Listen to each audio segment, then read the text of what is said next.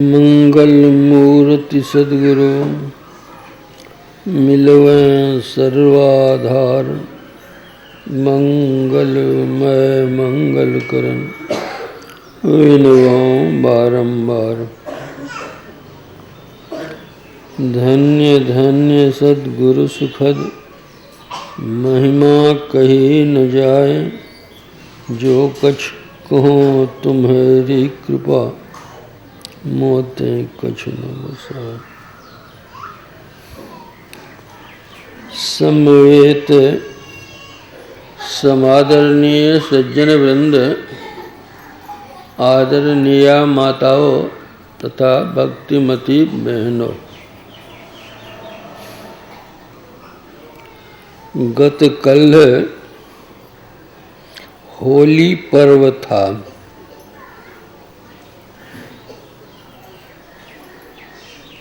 यह वैदिक धर्मावलंबियों के लिए बहुत प्राचीन त्योहार है, बल्कि पौराणिक कथा के आधार पर यह सत्ययुग से ही आरंभ है। इस त्योहार में लोग आपस के बैर भाव को भूलकर राग द्वेष को आग में भूनकर एक दूसरे से गले गले में मिलते हैं। एक दूसरे पर गुलाल अबीर रंग आदि देते हैं, प्रेमालाप करते हैं। बहुत ही प्रेम का यह त्योहार है। इसका पौराणिक ग्रंथ से यह संबंध है कि हिरण्यकशिपु नाम का एक दैत्य राजा था। उसने अपने पराक्रम से देव, दानव, यक्ष, वृक्ष, गंधर्व सबको अपने अधीन में कर लिया था। उन्होंने बड़ी कड़ी तपस्या की और जब ब्रह्मा उनको वरदान देने के लिए आए तो उन्होंने वरदान में मांगा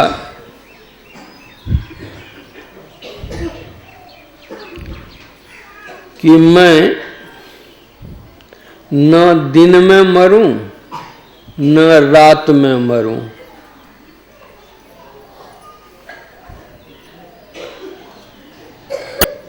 न नर से मरूं न देव से मरूं, न किसी पशु से ही मरूं, न घर में मरूं न बाहर में मरूं, न आकाश में मरूं न जमीन पर मरूं, किसी अस्त्र शस्त्र हथियार से भी मैं नहीं मरूं।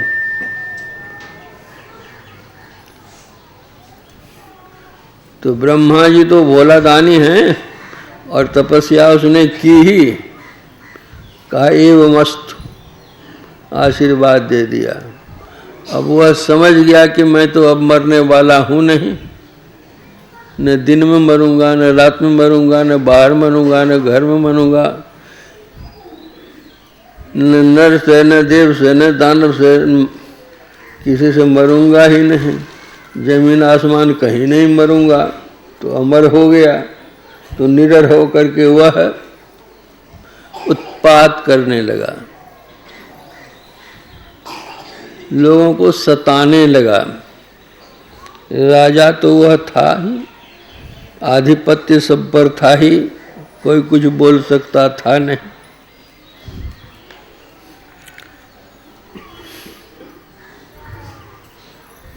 प्रभु की लीला बड़ी विचित्र है। उनके ही घर में उनका ही पुत्र रूप में एक प्रहलाद नाम का लड़का पैदा हुआ। वह जन्म से ही भगवान का नाम लेना शुरू किया। कुछ बड़ा हुआ, पढ़ने के लिए भेजा, तो विद्यालय में जाकर जितने राक्षस के लड़के पढ़ने के लिए आते थे, सबको कहे भगवान का नाम लो, भगवान का नाम लो, भगवान का नाम लो। अपने भी बैठ करके भगवान का नाम लेता था। जब हिरण्यकशिपु को मालूम हुआ तो उसने कहा, अरे भगवान कहाँ है? भगवान तो मैं हूं, मेरा नाम जप।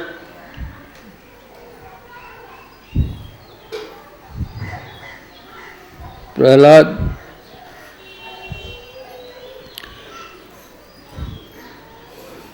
संस्कारी बच्चा था, भगवान ने तो भेजा ही था। उसने कहा, पिताजी आप भगवान कैसे हो सकते हैं?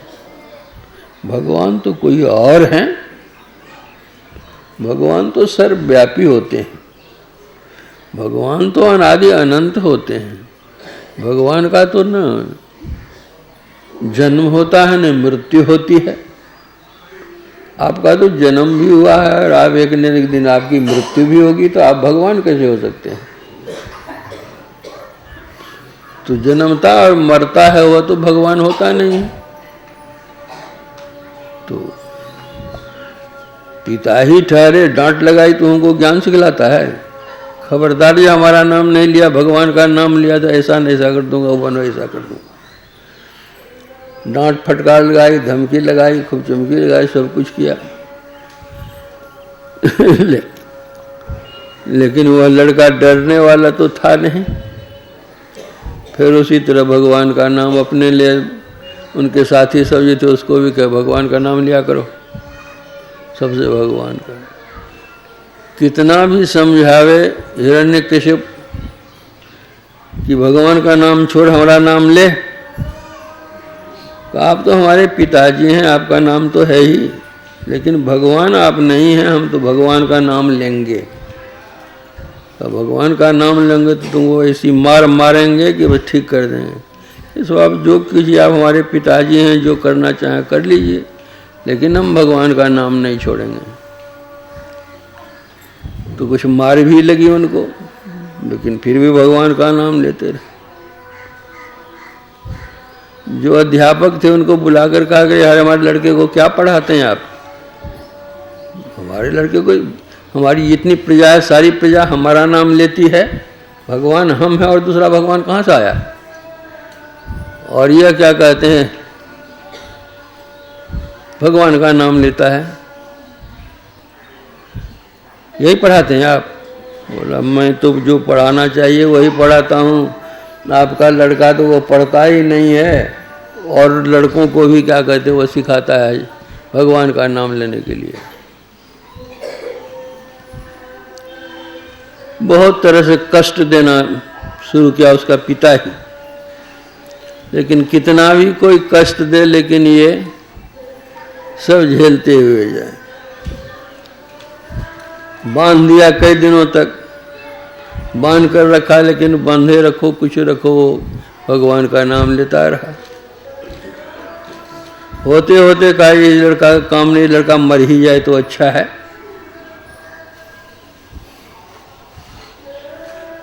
बांध छान करके समुद्र में फेंक दिया, जाओ मरो। वो समुद्र में बच्चा अपना है, भगवान का नाम लेता है। कई दिन हो गए, वहां पर वहां बैठ करके भगवान का नाम लेता है, पानी पड़ी। वहां से उठा करके ले आया कि मरता नहीं है, आग में जला दो। ऐसे लड़का का क्या काम है, मेरा नाम लेता भगवान भगवान। कहाँ से भगवान आया? भगवान तो जो हूं सो मैं।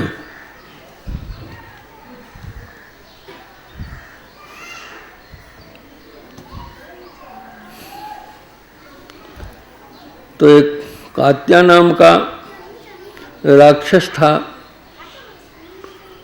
वो बहुत मायावी था। उसको कहा तुम अपनी माया से अग्नि प्रकट करो और उसमें इसको डालकर जला दो। उसने अपनी माया से अग्नि प्रकट की और उसमें प्रहलाद को डाल दिया। प्रहलाद अपना उस आग में भी भगवान का नाम ले रहा, बैठा हुआ मजा में, बल्कि उस आग की लहर से राक्षस के और लोग सब जलने शुरू हो गए।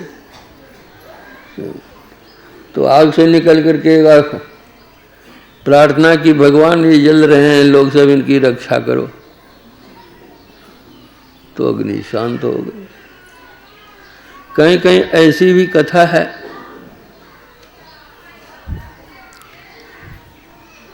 कि हिरण्यकश्यप की बहन थी जिसका नाम होलिका था। उसको वरदान था कि वो अग्नि में जलेगी नहीं। तो जो अग्नि प्रकट हुई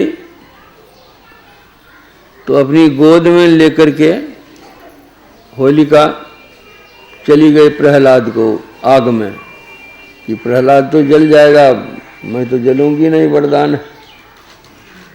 लेकिन भगवान के भक्त को भले कोई सता ले, लेकिन एक दिन वह ऐसा सताया जाता है कि कहा ही नहीं जाएगी।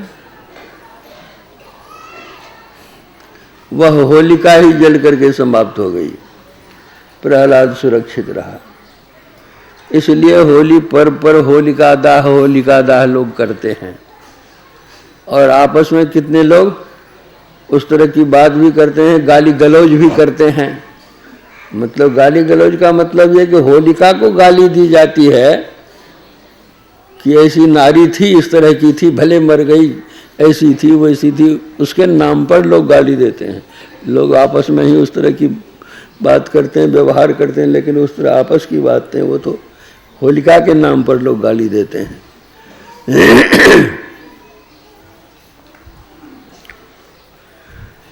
तो पानी में डालने से भी वो मरा नहीं, आग में जलाने से भी वो क्या कहते हैं, जला नहीं। और सबको सिखाने लगा कि देखते हो न हम आग में जलते हैं न पानी में जलते हैं, भगवान की महिमा कैसी है, भगवान का नाम लो। सब राक्षस बच्चे को भगवान का नाम लेना शुरू करा दिया। ये देखा ही तो हमारा एक दुश्मन पैदा हो गया, बेटा हुआ कि दुश्मन हुआ। तो एक खंभा में बांध दिया और कहा कि जो कहता है तुम भगवान सर्वव्यापक है, इस खंभा में है, देखें तुम्हारा भगवान कहाँ है। कहा कि पिताजी मैं तो देखता हूँ कि भगवान हैं और आप नहीं देखते हैं तो मैं क्या करूँगा। तो अच्छा देखा ये भगवान है। तो एक गर्जन मालूम पड़ी उस खंभा से, कहते हैं सुनते हैं वो भगवान का गर्जन है। बोला भगवान कहाँ है तेरा, अभी हम तुमको बांध करके अब वैसे नहीं तलवार से 2 टुकड़े कर दूंगा, देखूंगा कि कहाँ तेरा भगवान है। तो उस खंभे में बांध दिया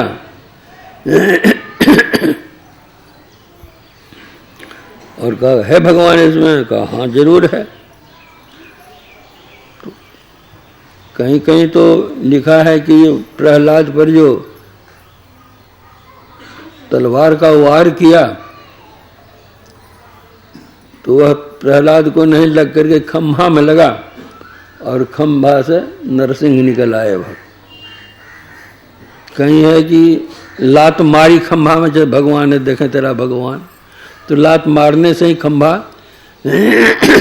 टूटा और उससे निकले नरसिंह भगवान। मतलब उनकी जो आकृति थी,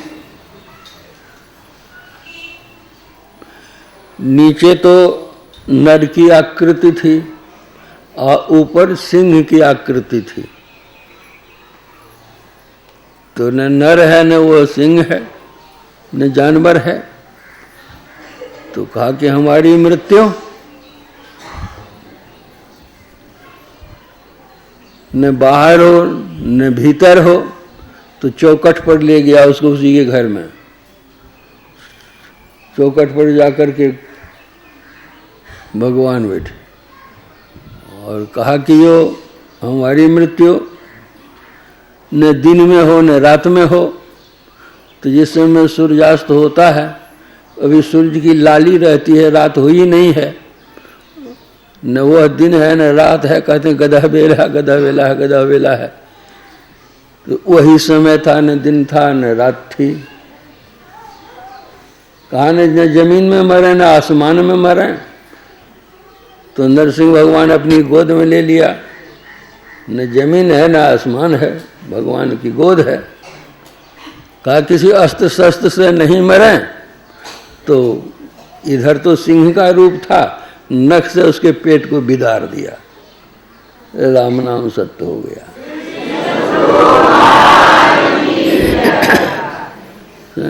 यही होली पर्व का है। यह तो एक पौराणिक कथा है।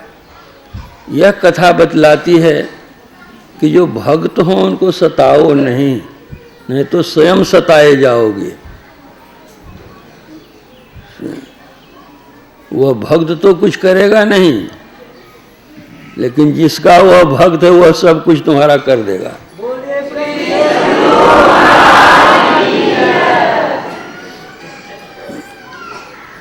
दूसरी बात है, यह तो पौराणिक कथा हुई। दूसरी बात है हम लोगों के संत की होली। रात में मुझे अमेरिका से फोन आया था।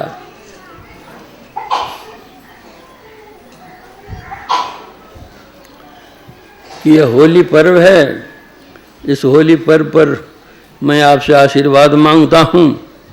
वह ठीक है, आशीर्वाद है, प्यार है, सब परिवार प्रसन्न रहिए। तो आप तो संत हैं, आप लोग होली कैसे मनाते हैं? तो मैंने कहा कि एक संत हुए तुलसी साहब। तो तुलसी साहब ने कहा कि खेलो री हृदय हरि होरी। ये बाहर में होली नहीं, अपने भीतर में होली खेलो। पल में पल सुरति बहोरी। जो सूरत संसार में फैली हुई है, बिखरी हुई है, उस सूरत को समेट करके भगवत भजन करो, यही होली होगी। रंग एक दूसरे पर छिड़कते हैं, तो वहाँ रंग क्या है, गुलाल क्या है? तो कहते हैं आस अबीर गुलाल गुनन की। आशा जो संसारिक हमारी है, उसको अबीर बना लो, उड़ा दो, आशा छोड़ दो। और गुलाल जो है, त्रैगुण जो है, उसको पार कर जाओ। यह होली खेलो। रंग एक दूसरे पर डालते हैं, कहते बंक नाल रंग माट भरो है, पिया पर ले छिड़कोरी। बंकनाल कहते हैं आज्ञा चक्र को, बंकलाल कहते हैं त्रिपुटी को। कहते वहाँ प्रकाश ही प्रकाश है, वही है रंग। ऐसी साधना करो दृष्टि साधन की कि तुम्हारे अंदर में प्रकाश हो जाए। यह होली है। और होली में लोग गाना गाते हैं, ढोल मृदंग भी बजाते हैं। तो कहते हैं जब ध्यान करोगे तो अपने अंदर में मृदंग की आवाज मालूम पड़ेगी, शंख की आवाज मालूम पड़ेगी, धधक धुनी शंख बजोरी। तो तुम्हारे अंदर वह प्रकाश भी होगा और शब्द भी होगा। तो इस तरह की तुम्हारी साधना हो कि उस प्रकाश को पाओ, दृष्टि साधन करो अच्छी तरह से, अपने अंदर के नाद को पकड़ो और वह नाद तुमको ले जाएगा। कहाँ से? जहाँ से वह आया है। वह नाद आया है परमात्मा के पास से ही, वह खींच करके परमात्मा के पास ले जाएगा तुमको। बाहर में तो कुछ द्वैत भाव रहता है, लेकिन वहाँ जाओगे अद्वैत हो जाएगा। बाहर में जो हम प्रेम करते हैं, एक न एक दिन प्रेम तो वह टूटेगा। चाहे हम जिस किसी से भी करें, वह प्रेम एक दिन छूटता है, टूटता है। मिलन जिससे हम करते हैं, एक न एक दिन विचरण होता है। किंतु परमात्मा से एक दिन मिलन हो जाने के बाद, एक बार भी मिलन हो जाने के बाद, एक क्षण के लिए भी मिलन हो जाने के बाद, फिर वह मिलन कभी विचरण नहीं होता। संत कबीर साहब ने अपना अनुभव कहा है, न पल बिछुड़े पिया हमसे, न हम बिछुड़े पियारे से, उन्हीं से नेह लागिए हम उनको बेकरारी क्या। तो इस तरह का बाहर में तो आप लोगों ने होलिका दाह कर लिया, यहाँ आस अबीर गुलाल गुलन की कर लीजिए, त्रिकुटी में आज्ञा चक्र में खूब बढ़िया से ध्यान कीजिए, अपने अंदर में प्रकाश कीजिए, अपने अंदर में शब्द पाइए और शब्द को लेकर परमात्मा आगे पहुँच जाइए कि प्रेम ऐसा लगे कभी छूटे नहीं, आवागमन का चक्र छूट जाएगा। इतना कह करके मैं प्रवचन में विराम देता हूँ और आप लोगों को बहुत बहुत धन्यवाद देता हूँ। होली के अवसर पर आप लोगों को मैं आशीर्वाद भी देता हूँ।